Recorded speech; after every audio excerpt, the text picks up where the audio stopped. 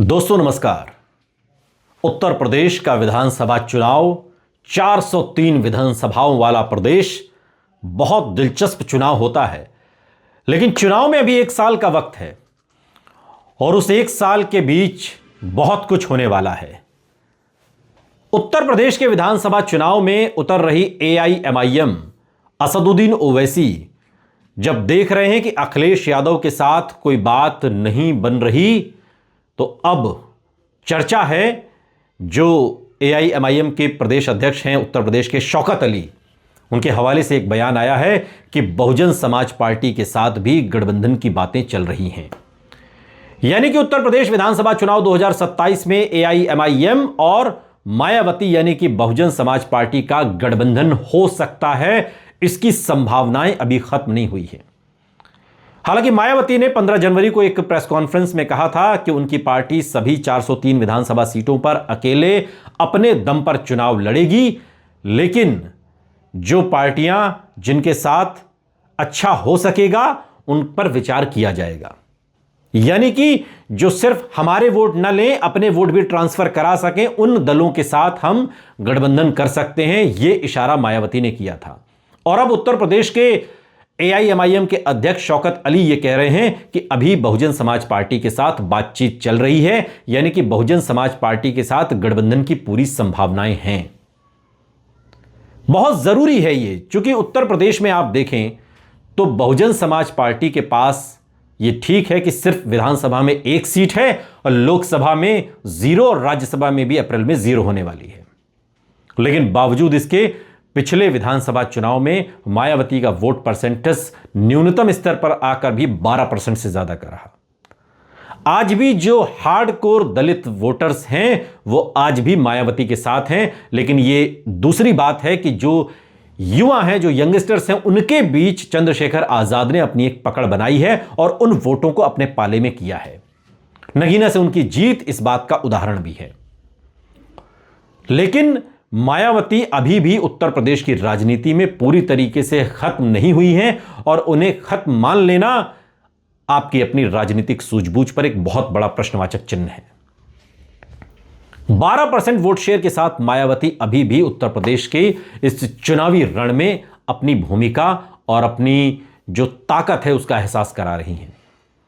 सवाल यह है कि अगर मायावती के साथ असदुद्दीन ओवैसी जुड़ जाते हैं तो एक जो बड़ा प्रश्न इन दिनों उत्तर प्रदेश की राजनीति में उठ खड़ा हुआ है कि मुसलमान किस तरफ जाएगा, उस पर कहीं ना कहीं अंकुश लगेगा।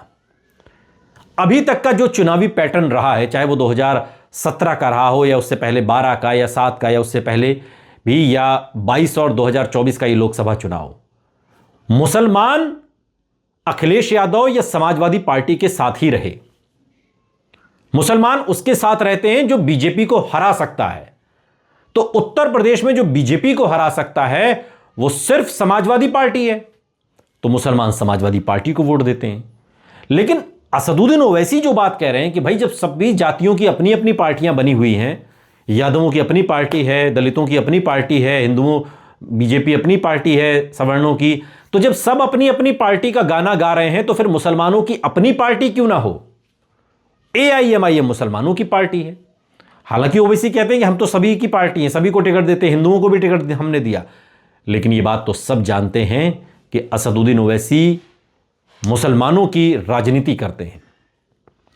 और जब असदुद्दीन ओवैसी मुसलमानों की ही राजनीति कर रहे हैं तो वोट भी उन्हें मुसलमान ही देंगे, और जब वोट भी मुसलमान ही देंगे तो फिर मायावती को अगर असदुद्दीन ओवैसी का साथ मिल जाता है तो जिस पश्चिमी उत्तर प्रदेश की हम बात कर रहे हैं, जहां पर 108 विधानसभा सीटें हैं, वो तो साधा जा सकता है।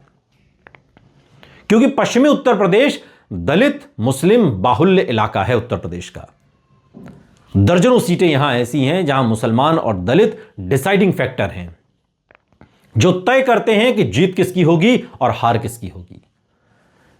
इन सीटों पर बीजेपी तभी चुनाव जीतती है जब दलितों और मुसलमानों के वोटों का ध्रुवीकरण हो जाता है, बंट जाते हैं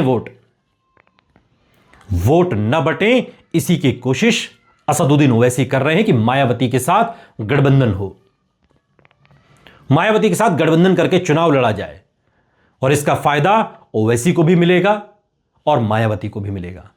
क्योंकि आज की तारीख में उत्तर प्रदेश में असदुद्दीन ओवैसी ही वो राजनेता हैं जो अपने वोटर्स ट्रांसफर कर सकते हैं, यानी कि अपना वोट ट्रांसफर करा सकने की हिम्मत रखते हैं। और मायावती इकलौती वोटर हैं, इकलौती ऐसी नेता हैं जो अपने वोटर को ट्रांसफर कराने की हिम्मत रखती हैं।